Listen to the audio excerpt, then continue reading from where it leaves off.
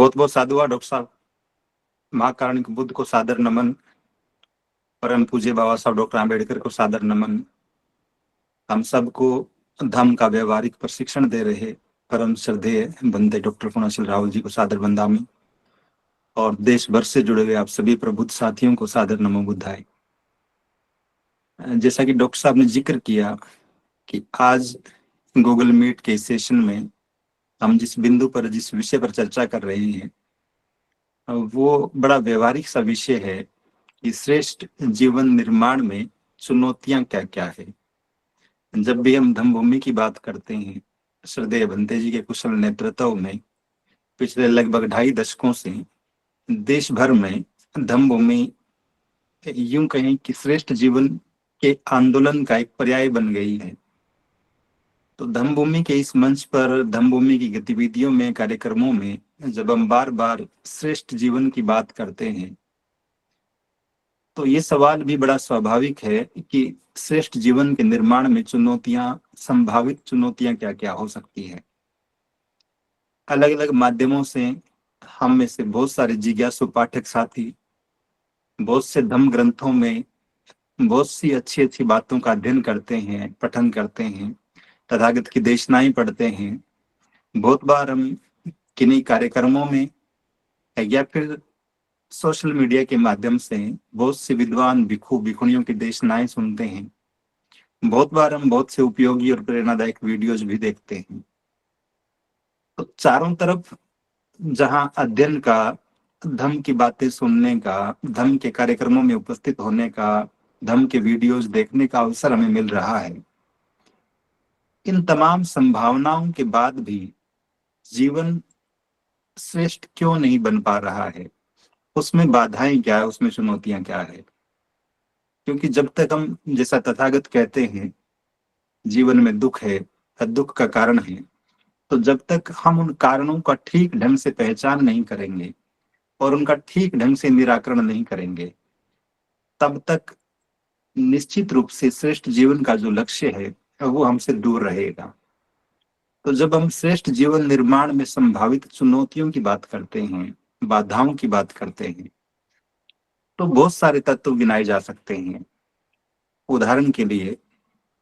जैसे कोई व्यक्ति कह सकता है कि हमारी खुद की आदतें,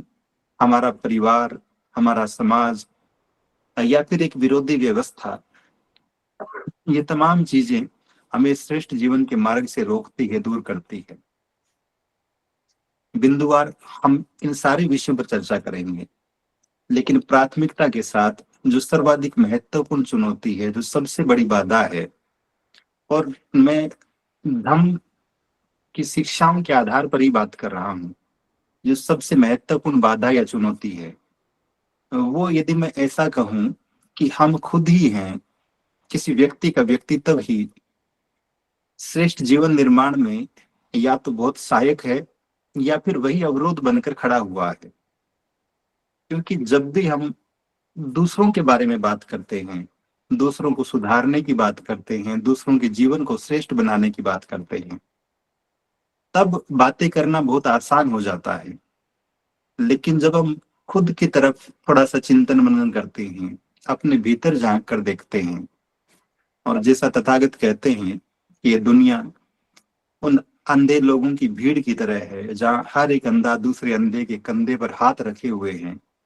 और इस उम्मीद में है कि वो मंजिल तक पहुंच जाएगा। तो जहां खुद को ठिकाना न हो कि जाना कहाँ है, जाना कैसे है, वो दूसरों को राह दिखाने का काम कैसे कर सकता है? तो जब हम इस विषय पे बहुत गहराई से चिंतन मनन करेंगे कि मेरा जीवन यदि श्रेष्ठ नहीं है, मेरे जीवन में यदि समस्याएं हैं, मेरा जीवन यदि अश्रेष्ठ है, तो उसके कारण क्या है, चुनौतियां क्या है, बाधाएं क्या है? तो सबसे पहले यदि बहुत ईमानदारी से, निरपेक्ष ढंग से हम मूल्यांकन करेंगे तो खुद का चेहरा ही सामने आएगा। और इस बात को दर्जनों उदाहरण देकर समझाया जा सकता है, सिद्ध किया जा सकता है। क्योंकि जब भी हम धम्म की बात करते हैं, स्वाभाविक रूप से, जैसा बाबा साहब डॉक्टर आम्बेडकर कहते हैं कि दूसरे धर्मों में जो स्थान ईश्वर का है, धम्म में वही स्थान नैतिकता का है, सदाचरण का है। तो जब कोई व्यक्ति सदाचारी न बनकर दुराचारी बन जाता है, सदाचरण की जगह दुराचरण को अपने व्यवहार का हिस्सा बना लेता है, तो एक दुराचारी व्यक्ति निश्चित रूप से श्रेष्ठ जीवन के मार्ग से दूर होता ही चला जाएगा। बुद्ध और उनका धम्म ग्रंथ में बाबा साहब डॉक्टर आम्बेडकर इस बात को बहुत बारीकी से, बहुत विस्तार के साथ समझाते हैं कि सदाचरण क्या होता है और दुराचरण क्या होता है। बहुत विस्तार में तो नहीं, लेकिन संक्षिप्त सी चर्चा मैं आप सबके साझा कर रहा हूँ, ताकि हम इस बात को याद कर सके ठीक ढंग से कि कौन सी व्यवहारिक दिक्कतें हैं हमारे खुद के व्यक्तित्व में, कौन से अवगुण हैं जो हमें श्रेष्ठ जीवन के मार्ग से दूर करने का काम करते हैं। तथागत कहते हैं कि मनुष्य, हर व्यक्ति, वो 3 तरीकों से दुराचारी हो सकता है। 3 दुराचरण उसके व्यक्तित्व में हो सकते हैं। पहला, जब कोई व्यक्ति मन में लोभ पाल ले, द्वेष की भावना रखने लगे, उसके मन में मिथ्या दृष्टि का प्रवेश हो जाए, उसके मन में क्रोध जैसा संवेग हर पल उत्पन्न होता रहे, तो निश्चित रूप से उसका मन जो है वो दुराचारी हो जाएगा। तो मन का दुराचरण निश्चित रूप से हमें श्रेष्ठ जीवन के मार्ग से दूर लेकर जाता है। ठीक इसी तरह से वाणी का दुराचरण,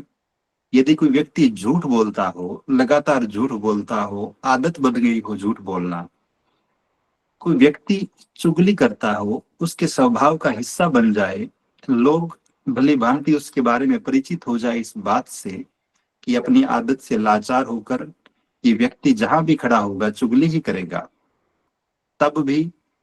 और कोई व्यक्ति यदि कटु वचन बोलता हो, बात बात में गालियां देता हो, बात बात पे क्रोधित होकर किसी को भला बुरा कहने लगे,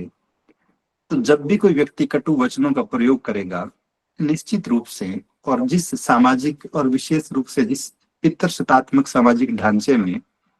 हम परवरिश करते हैं बच्चों की, विशेष रूप से लड़के, तो वहां माँ और बहन की गालियां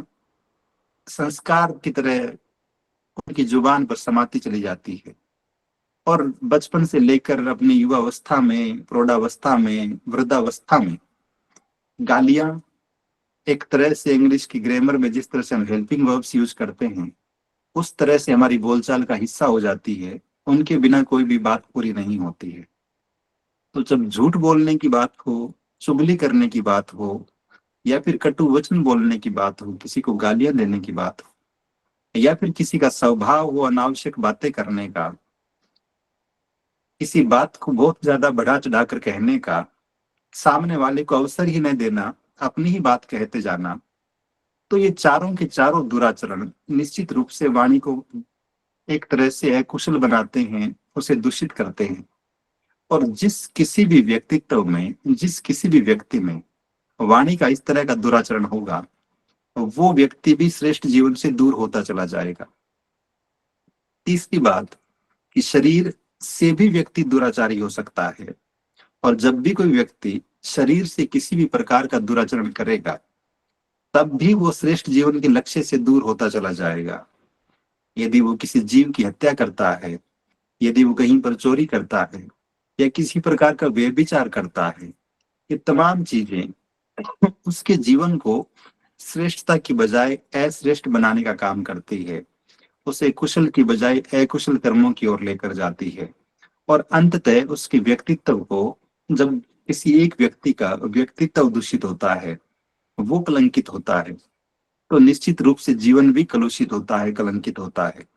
और फिर हम जिस उद्देश्य के लिए काम कर रहे हैं, जिस श्रेष्ठ जीवन की बात बार बार करते हैं, हम उससे दूर होते चले जाते हैं। तो ये 3 दुराचरण, शरीर का, वाणी का और मन का, यदि ये हमारे स्वभाव का हिस्सा है, ये हमारे व्यवहार में है, तो फिर हम खुद ही बाधा बने हुए हैं श्रेष्ठ जीवन के मार्ग में। तो हर वो व्यक्ति जो अपने जीवन को श्रेष्ठ बनाना चाहता है, हर वो व्यक्ति जो अपने परिवार के जीवन को श्रेष्ठ बनाना चाहता है, प्राथमिक रूप से उसे अपने आप में, अपने घर के हर एक सदस्य में इस सदाचरण का भाव उत्पन्न करना ही होगा। न केवल भाव, बल्कि इसे व्यवहार में भी उतारना होगा। बहुत बार जब हम इस तरह का विरोधाभासी जीवन जी रहे होते हैं, तो हम गालिब को याद करते हैं, वो एक शेर याद आता है कि उम्र भर गालिब यही भूल करता रहा, धूल चेहरे पर थी और आईना साफ करता रहा। तो हम सब लोग यदि इसी मानसिकता से ग्रस्त हैं कि दूसरों को सुधारने के निरंतर प्रयास कर रहे हैं, दूसरों के जीवन को श्रेष्ठ बनाने के प्रयास कर रहे हैं, लेकिन हम अपने आप को नहीं सुधार पा रहे हैं, हम अपनी गलत आदतों को ठीक नहीं कर पा रहे हैं, हम अपने मन की दुष्प्रवृत्तियों को शोधन नहीं कर पा रहे हैं, उन्हें दूर नहीं कर पा रहे हैं, तो ये तमाम चीजें अंततः हमें श्रेष्ठ जीवन से दूर लेकर जाएगी। एक बहुत ही सुंदर सी गाथा आती है धम्मपद में, लिखा है कि अत्ता ही अतनो नाथो, को ही नाथो परोसिया, अतना ही सुदंतेन नाथंग लबत्ती दुर्लभ। तथागत कहते हैं कि हर मनुष्य अपना स्वामी खुद होता है। अब जैसे हम अत दीपो भाव का जो सूत्र पढ़ते हैं,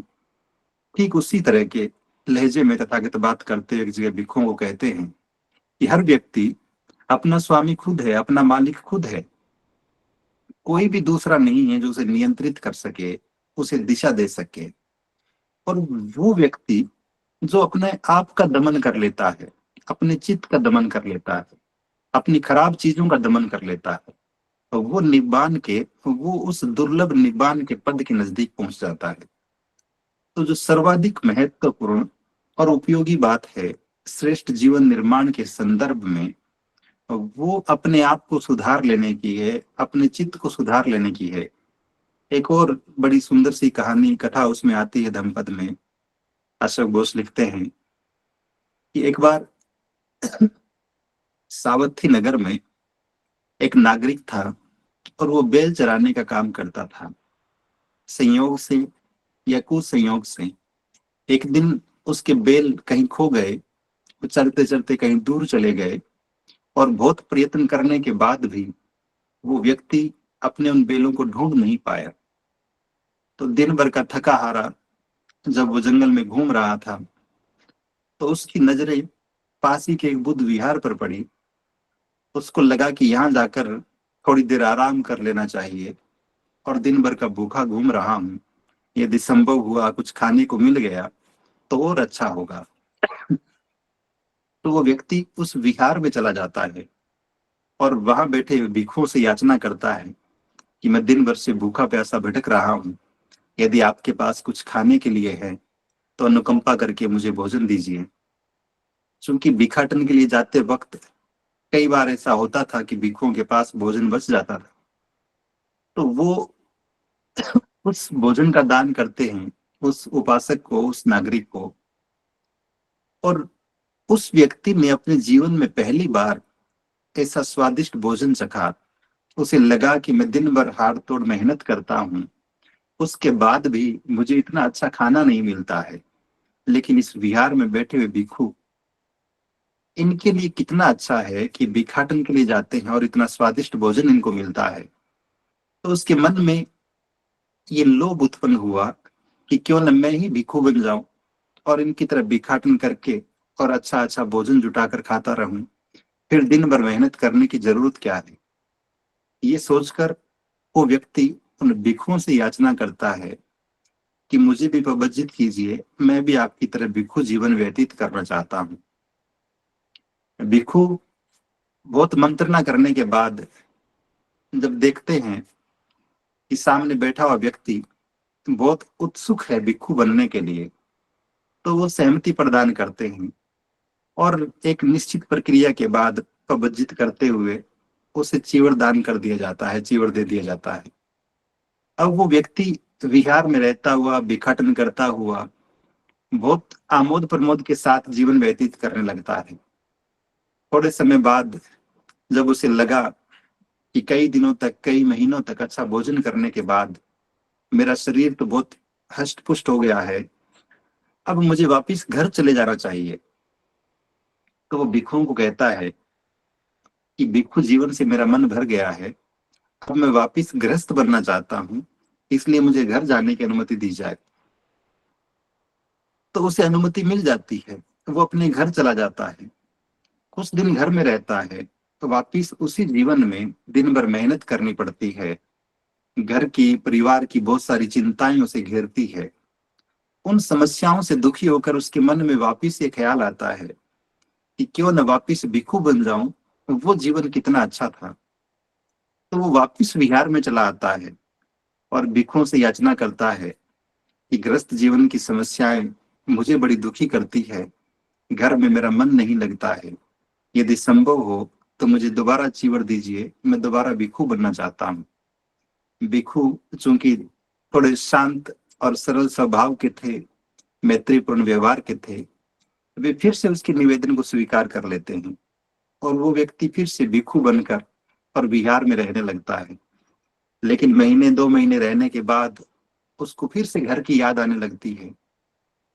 और कुछ समय बाद वो फिर याचना करता है कि मैं फिर घर जाना चाहता हूँ। इस बार भी उसको अनुमति मिल जाती है। कई दिनों तक मेहनत करने के बाद, घर की समस्याओं से जूझने के बाद उसके मन में फिर ख्याल आता है कि ग्रस्त जीवन ठीक नहीं है, वापिस भिक्षु बनना चाहिए। तो इस तरह से वो 6 बार ग्रस्त बनता है और 6 बार भिक्षु बनता है। बार बार उसका चित्त जो है वो असंयत रहता है, असंयमित रहता है और बार बार वो अपना मन उसको दुष्प्रेरित करता रहता है, कभी भिक्षु बनने के लिए, कभी वापिस ग्रस्त बन जाने के लिए। जब ये सिलसिला कई बार होता रहा, 6 बार ऐसा हो चुका था, आखिरी बार जब वो व्यक्ति अपने घर आया ग्रस्त बनकर और बहुत गहराई से उसने चिंतन किया, अपनी जीवन संगिनी के व्यवहार को देखा, घर की परिस्थितियों को देखा, पूरे दुनिया के आसपास के नगर के लोगों को देखा, तो उसे इस बात का आभास हुआ कि संसार सच में बहुत अनित्य है। मैं जिन चीजों के पीछे दौड़ रहा हूँ, जिस मोह माया में फंसा हुआ हूँ, वो सच में कितनी क्षणभंगुर है। इस बार वो बहुत ही दृढ़ मन से वापिस आता है विहार में और एक बार फिर से क्षमा याचना करते हुए भिक्षुओं से निवेदन करता है कि मुझे इस बार दोबारा चीवर दिया जाए, 7वीं बार चीवर दिया जाए।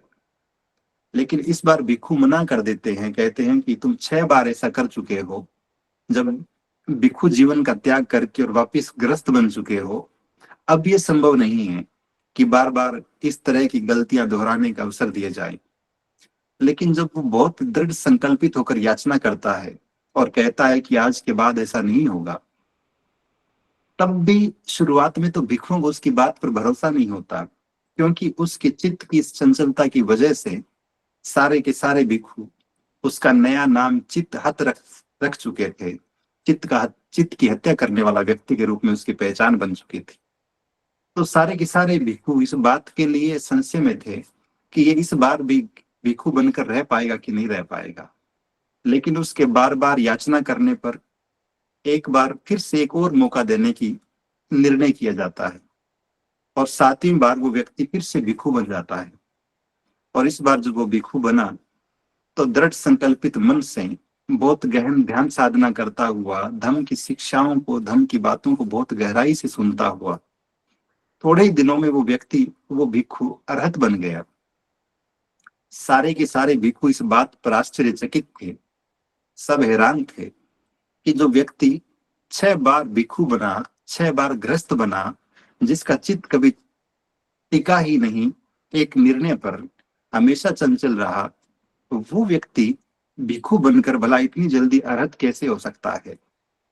सारे के सारे भिक्षु एकत्रित होकर माँ रानी के बुद्ध के पास जाते हैं और उनसे पूछते हैं कि तथागत आखिर क्या कारण है, ये व्यक्ति जो इतने बड़े चंचलता भरे चित्त का स्वामी था, ये एकदम से अरहत कैसे हो गया। तब तथागत बड़ी महत्वपूर्ण बात कहते हैं कि जिसका चित्त अस्थिर है, वो संयमित नहीं है, जो सधर्म को नहीं जानता और जिसकी श्रद्धा भी चंचल है, ऐसा व्यक्ति कभी प्रज्ञा को प्राप्त नहीं कर सकता। लेकिन जिसने अपने चित्त को स्थिर कर लिया हो, जो सधर्म को जान गया हो और जिसकी श्रद्धा भी टिक गई हो, ठहर गई हो, ऐसा व्यक्ति निश्चित रूप से प्रज्ञा को प्राप्त होता है। तो पहले 6 बार जब ये व्यक्ति भिक्षु बना था, तब इसका चित्त चंचल था, इसके मन में श्रद्धा भाव भी नहीं था। ये अपने लालच से, कभी खाने के लोभ से, कभी घर की जिम्मेदारियों से मुक्त होने के भाव से, कभी अपनी जीवन संगिनी के व्यवहार से दुखी होकर भिक्षु बन रहा था। लेकिन इस बार 7वीं बार जब ये व्यक्ति भिक्षु बना तो इसके मन में संसार की उस अनित्यता का बहुत गहरे से बोध हो चुका था, और ये जान चुका था इस बात को कि अंतिम रूप से यदि कहीं मानसिक संतुष्टि मिलेगी, मानसिक शांति मिलेगी, तो वो धर्म के मार्ग पर चलकर ही मिल सकती है, अपने आप को सुधार कर ही मिल सकती है, अपने चित्त को नियंत्रित करके ही मिल सकती है। और इसी वजह से ये व्यक्ति बहुत जल्दी अरहत हो गया है। तो ठीक यही बात हम सब के संदर्भ में भी है कि हम जितनी जल्दी अपने चित्त को संयमित कर लेंगे, नियंत्रित कर लेंगे, इस संशय से अपने आप को बाहर निकाल लेंगे। कितने ही लोग जो नमो बुद्धाय बोलते हैं, बाबा साहब डॉक्टर अम्बेडकर को अपना आदर्श मानते हैं, लेकिन बहुत बार धर्म की बहुत ही आधारभूत बातों के संदर्भ में उनके मन में बहुत सी शंकाएं उत्पन्न होती है। जब वो कहते हैं कि महाकारुणिक बुद्ध की प्रतिमा के समक्ष मोमबत्ती प्रज्वलित क्यों की जाए, महाकारुणिक बुद्ध की प्रतिमा को नमन क्यों किया जाए, दूसरे धर्मों की प्रार्थना में और हमारी वंदना में अंतर क्या है। तो धर्म के प्रति जिस गहरी श्रद्धा का भाव मन में होना चाहिए, और यहाँ मैं इस बात को भी रेखांकित करूं कि जब हम अष्टांगिक मार्ग की बात करते हैं और उसमें मिथ्या दृष्टि की बात करते हैं, तो मिथ्या दृष्टि का मतलब सिर्फ इतना सा नहीं है कि कोई व्यक्ति काल्पनिक या पारलौकिक चीजों में भरोसा करता है, बल्कि कोई व्यक्ति यदि कुशल कर्मों की बात में भरोसा नहीं करता, धर्म की बातों में निष्ठा नहीं रखता, तब भी वो मिथ्या दृष्टि का शिकार है। तो उस एंगल से नहीं जो विरोधी व्यवस्था ने थोपी है कि हम यदि उसके प्रतीकों में भरोसा कर रहे हैं या कोई व्यक्ति भरोसा कर रहा है तो वो मिथ्या दृष्टि का शिकार है, बल्कि अगर धर्म की बातों में हमारा भरोसा नहीं है, हम तथागत को अपना शास्त्रा मानने को स्वीकार नहीं कर रहे हैं अपने मन से, और हमारा चित्त चंचलता से भरा हुआ है धर्म की हर एक चीज के प्रति, तब भी हम संदेह के शिकार हैं, हम मिथ्या दृष्टि के शिकार हैं। तो यदि हम जीवन को श्रेष्ठ बनाना चाहते हैं, तो जो सर्वाधिक महत्वपूर्ण काम है, जो सबसे बड़ी चुनौती है, वो अपने आप पर विजय प्राप्त करना है, अपने चित्त के दुर्बलताओं पर विजय प्राप्त करना है, अपने वाणी की जो दुर्बलताएं हैं, जो दुराचरण हैं, उन पर विजय प्राप्त करना है, अपने शरीर की जो दुर्बलताएं या दुराचरण हैं उनको दूर करना है। क्योंकि जब तक हम ऐसा नहीं करेंगे, और धर्म का हर एक ग्रंथ, तथागत की हर एक देशना प्रत्यक्ष या अप्रत्यक्ष रूप से इस बात की ओर इशारा करती है कि जब तक हम लोग शीलवान नहीं बनेंगे, जब तक हम लोग सदाचारी नहीं बनेंगे, तब तक जीवन श्रेष्ठ नहीं होने वाला है। एक छोटी सी जातक कथा मुझे याद आ रही है, वो सुनाकर मैं अपनी बात खत्म करूं। इसी प्रसंग में, इसी संदर्भ में जिक्र आता है कि एक बार किसी राजा के दरबार में एक पुरोहित जो बहुत सदाचारी था, शीलवान था, और हर व्यक्ति, राजा, उसके दरबारी, उस नगर की पूरी प्रजा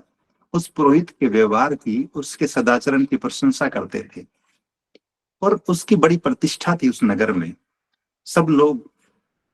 उसे बहुत ही प्रतिष्ठा से देखते थे। एक दिन उस पुरोहित के मन में ख्याल आया कि सब लोग मेरा सम्मान क्या मेरी जाति या गोत्र की वजह से करते हैं या फिर मेरे सदाचरण की वजह से करते हैं। उसने अपने आप को टेस्ट करने की सोची, अपने आप को जांचने की सोची कि लोग मेरा सम्मान आखिर करते क्यों हैं, किस वजह से करते हैं। एक दिन जब वो राजभवन से अपने घर की ओर जा रहा था, तो रास्ते में एक सुनार की दुकान आती थी, एक जोहरी की दुकान आती थी। वो उस दुकान में गया। स्वाभाविक रूप से वो राजपुरोहित था, सारे नगर के व्यापारी उसको जानते थे, उस दुकान का मालिक भी उसे बहुत अच्छे तरीके से जानता था। लेकिन उस राजपुरोहित ने उस दुकान में प्रवेश करके और चुपके से एक गहना उठा लिया। दुकान के मालिक ने इस बात को देख तो लिया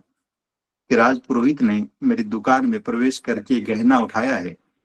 लेकिन वो, उसके मन में प्रतिष्ठा इतनी गहरी थी उस राजपुरोहित के प्रति, सम्मान का भाव इतना प्रगाढ़ था कि वो हिम्मत नहीं जुटा पाया कि राजपुरोहित को टोका जाए इस गलती के लिए। और राजपुरोहित चुपचाप वो गहना उठाकर अपने घर की ओर चल दिया। दूसरे दिन शाम के वक्त राजभवन से अपने घर की तरफ वापस जाते हुए वो राजपुरोहित वापिस उसी जोहरी की दुकान में घुसा और फिर से गहना उठा लेता है।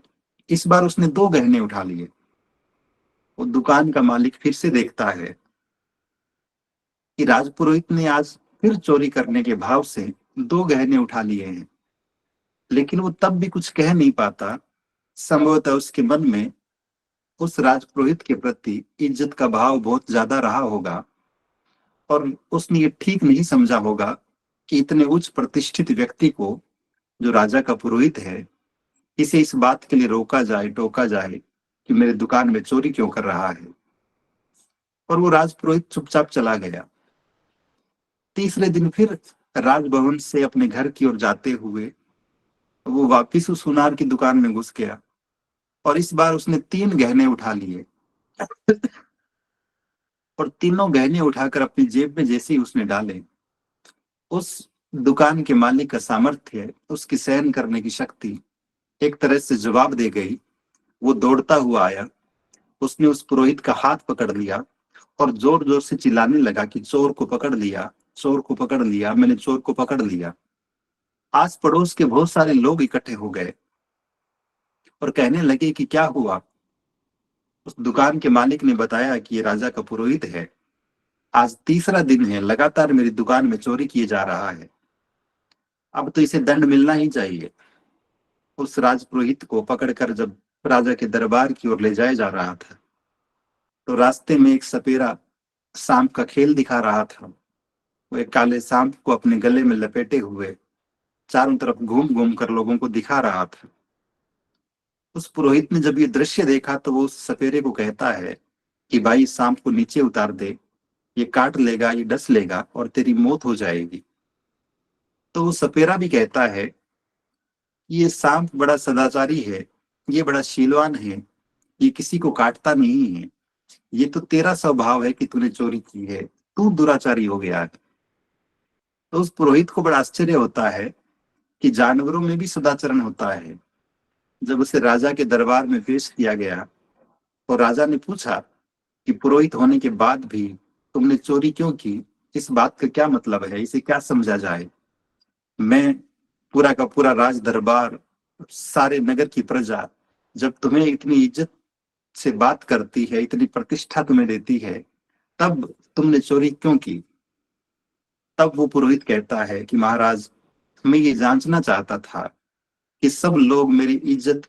मेरे कुल की वजह से, मेरे गोत्र की वजह से, मेरी जाति की वजह से करते हैं, या फिर मेरे अच्छे व्यवहार की वजह से करते हैं, मुझे मेरे शीलवान होने की वजह से करते हैं, मेरे सदाचरण की वजह से करते हैं। लेकिन आज जब इस दुकान के मालिक ने मुझे चोर कहा, मेरे चोरी करने पर, वहां से गहने उठाने पर, तब मैं इस बात को बेहतर ढंग से जान गया हूं कि मेरी जाति या गोत्र का कोई महत्व नहीं है, बल्कि महत्व सदाचरण का था, महत्व शीलों का था। और जैसे ही शील भंग हुआ, जैसे ही सदाचरण से मैं दुराचरण की ओर गया, इस व्यक्ति ने मेरा हाथ पकड़ लिया, मुझे चोर कहा। पड़ोस के बहुत से लोग इकट्ठे हो गए, उन्होंने मुझे चोर कहा और ये सब लोग मुझे पकड़कर यहाँ तक ले आए हैं। तो मैं इस बात को जांचने के लिए, इस बात को परखने के लिए कि लोग मेरा सम्मान क्यों करते हैं, तो मुझे ये करना पड़ा। तो महाराज उसकी बात से प्रसन्न होते हैं और कहते हैं, इस पूरे लोक में शीलों से बढ़कर, शीलों से सर्वोत्तम कुछ भी नहीं है। और धम्म में जब भी हम शीलों की बात करते हैं, शीलवान होने की बात करते हैं, तो हम अपने व्यक्तित्व को श्रेष्ठ बनाने की ही बात कर रहे होते हैं, हम अपने जीवन को श्रेष्ठ बनाने की ही बात कर रहे होते हैं। तो इस विषय के संदर्भ में, इस श्रेष्ठ जीवन के निर्माण में चुनौतियां क्या है। सबसे पहली और सबसे बड़ी चुनौती हमारा खुद का व्यक्तित्व है, हमारा खुद का आचरण है, हमारा खुद का व्यवहार है। और ये व्यवहार या फिर ये चुनौती, ये बाधा तभी दूर हो सकती है जब हम शीलवान हो जाएं, जब हम प्रज्ञावान हो जाएं,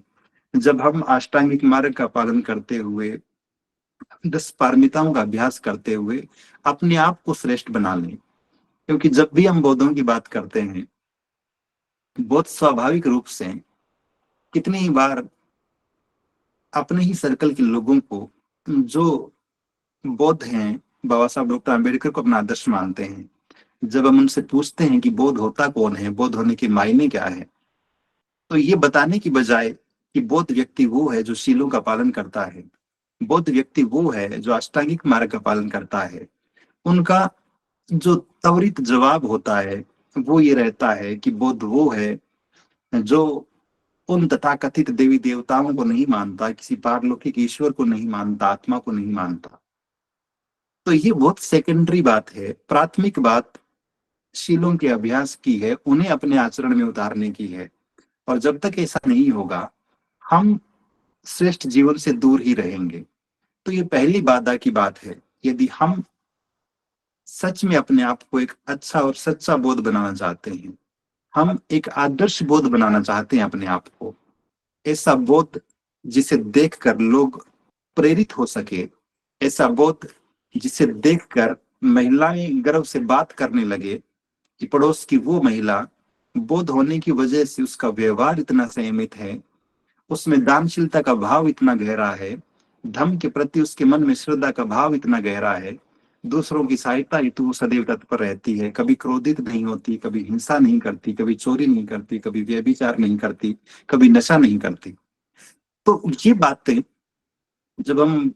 धम्मपद की गाथाओं की बात करते हैं, तो एक और गाथा बड़ी सुंदर से मुझे याद आ रही है। वो कहते हैं तथागत की फूल जो है उसकी खुशबू ठीक उसी दिशा में जाती है जिस दिशा में हवा बह रही हो, लेकिन शीलों की सुगंध चारों दिशाओं में फैलती है। तो हमारा अच्छा आचरण, हमारा अच्छा व्यवहार निश्चित रूप से हमें श्रेष्ठ जीवन के नजदीक लेकर जाता है। तो आज मैंने सिर्फ पहली चुनौती पर बात की है कि हम खुद ही चुनौती बन जाते हैं, खुद ही बाधा बन जाते हैं श्रेष्ठ जीवन के निर्माण में। उस मार्ग में परिवार और समाज श्रेष्ठ जीवन के निर्माण में किस तरह से चुनौती बनकर उभरते हैं, उनकी किस तरह से नकारात्मक भूमिका हो सकती है, फिर दूसरी व्यवस्थाओं का क्या प्रभाव पड़ता है जब हम श्रेष्ठ जीवन के मार्ग का अनुसरण करते हैं। कुछ और तत्व